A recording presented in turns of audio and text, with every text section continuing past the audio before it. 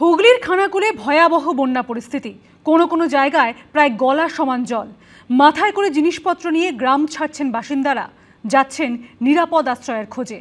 কোলাঘাটের দেরিয়াচক গ্রামে প্লাবন পরিস্থিতি পরিদর্শনে গেলেন অভিজিৎ গঙ্গোপাধ্যায়।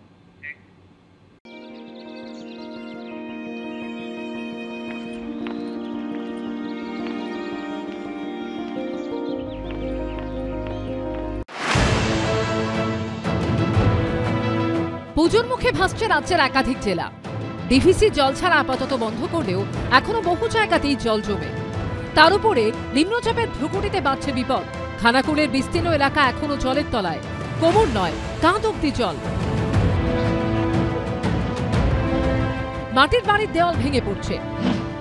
হাড়ি কড়াই জলের উপর ভাসিয়ে নিয়ে নিরাপদ জায়গায় পৌঁছতে চাইছেন বাসিন্দারা। জলের তলায় খানাকুলের রাজহাটি 1 নম্বর পঞ্চায়েত অফিস, ব্যাংক, দোকান সবেতেই প্রায় 1 মানুষ সমান জল। কোনো রকম সরকারের কোনো রকম ত্রাণ বা কোনো কিছু নেই। আশ্রয়ের অবস্থা, বাড়ির অবস্থা খুবই খারাপ। আমার বাড়ির ভেতরে 1 বুক জল। বাড়ির ছাদে আছে তিরপল, সরকার থেকে একটা তিরপলও দেয়নি। এখন বাজার করতে গিয়েছিলাম, হ্যাঁ হেঁটে হেঁটে গিয়েছিলাম, কোনো সরকারি কোনো রকম ব্যবস্থা নেই। আস্তে আস্তে জল কমতে শুরু করলেও এখনো খানাকুলের বিস্তীর্ণ এলাকা এখনো প্লাবিত হয়ে রয়েছে। খানাকুলের ধাননগরী, মারোখানা, পানশিউলি, বন্দর, গড়েরঘাট সহ বিস্তীর্ণ এলাকা এখনো কিন্তু জল ঢুকে রয়েছে। 4 দিন বন্যা হয়ে গেছে, প্রশাসনের তরফ থেকে কোনো রকম সহযোগিতা পাচ্ছি না। কোনো নেতা দেখতে আসেনি যে কি অবস্থায় আছে একটা গ্রামের। একক গরিষ্ঠভাবে সরকার গঠন করলো, বিনা প্রতিদ্বন্দ্বিতায় জিতলো মেম্বার। তার অত্যন্ত একবার এসে দেখা দরকার ছিল যে এই চক্রপুরের এই বুথটার কি অবস্থা, সে তো মোটে আসলো না। এদিকে জল ঢুকে প্লাবিত কোলাঘাটের দেরিয়াচক গ্রাম। ঘর ছাড়া বহু পরিবার। আপাতত তাদের ঠাঁই হয়েছে দেরিয়াচক হাই স্কুলে। এই দিন সেখানে পরিস্থিতি পরিদর্শনে যান তমলুকের বিজেপি সাংসদ অভিজিৎ গঙ্গোপাধ্যায়। কথা বলেন দুর্গতদের সঙ্গে।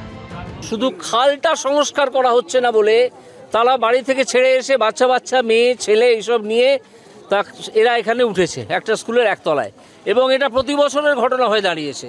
কেন এটা হবে? সেচ দপ্তর কি করছে? আমি কিন্তু প্রচণ্ড চাপ দেবো, শুধু চাপ নয়, এটা নিয়ে যত দূর যেতে হয় আমি যাব। প্রয়োজনে আমি এখানে তাঁবু খাটি অনশন শুরু করব যে এই খাল কাটতে হবে। স্থানীয় বাসিন্দাদের দাবি, বাম আমলে শেষবার হয়েছিল স্থানীয় খাল সংস্কারের কাজ।